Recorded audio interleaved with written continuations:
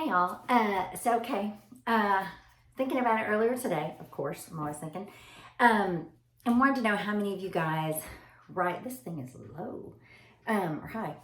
How many of you guys still write handwritten letters? I know, right? People just send a text or an email saying thank you, and that's great.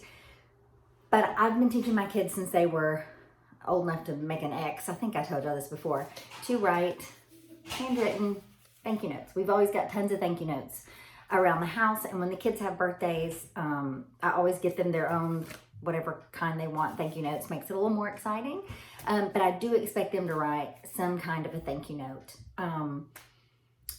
Typewritten is great, but who doesn't love getting an actual handwritten note from someone, even if you can't read it? Handwriting's terrible. It's nice to get a handwritten note from people. I think it's a nice personal touch, and if somebody has gone out of their way to spend time with you for your birthday or anniversary, hopefully not your anniversary, hopefully that's just you and your spouse, but your birthday or I don't know, whatever, retirement party or wedding, or especially weddings, you guys write your thank you notes. Especially when you're in that season. I'm not in that season right now because I'm in my 50s, but if you're in that season in your 20s, early 20s to early 30s, where everyone is getting married and everyone is having babies, and if you're not writing a bazillion thank yous, you're going to buy a bazillion gifts and going to a bunch of showers and everything else. You guys, people spend a lot of, I remember going through that season when every weekend I had baby showers, wedding showers, and engagement parties, and people spend a lot of time to come and celebrate you and to celebrate with you, and most of the time purchase a gift for you and take time out of their busy weekend for you. And the very least you can do is handwrite a little thank you note. Like I said, typing, little notes, great, but that much, it takes 10 seconds to send a text. That's sweet. Takes a little bit more time, and 40 something cents, I don't know, they're forever stamps. And popping one of these in the mail to say, I really do appreciate you taking the time out of your busy life and celebrating with me. Y'all, it's a lost art. What's funny is I remember Kinley, I may have told y'all this too, I forget what I tell y'all sometimes. When Kinley was, poor Kinley, I do bring you up a lot, sweetie.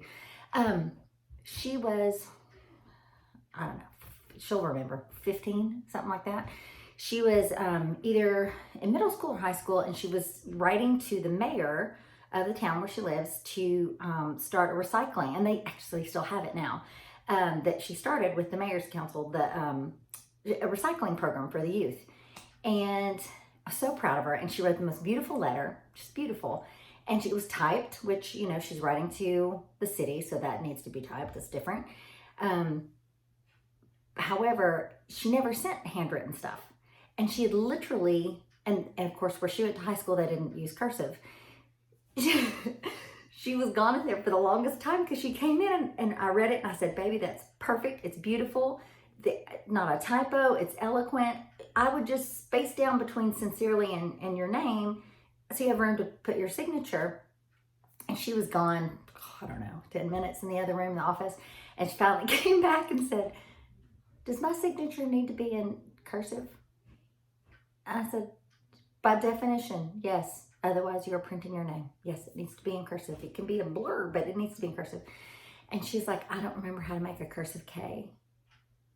And I was dumbfounded because where she went to school, and it's a great school, they didn't teach cursive. So, I marched my happy butt up to my kid, the little kids' school the next day. I was like, do y'all teach cursive when they get there? And they do. They use cursive from like middle, second grade till end of 8th. But I think it's a lost art, and I think it's something that's still very sweet. I still love getting I still get handwritten thank yous from like my mom for her birthday, or my husband makes, y'all know how to cook.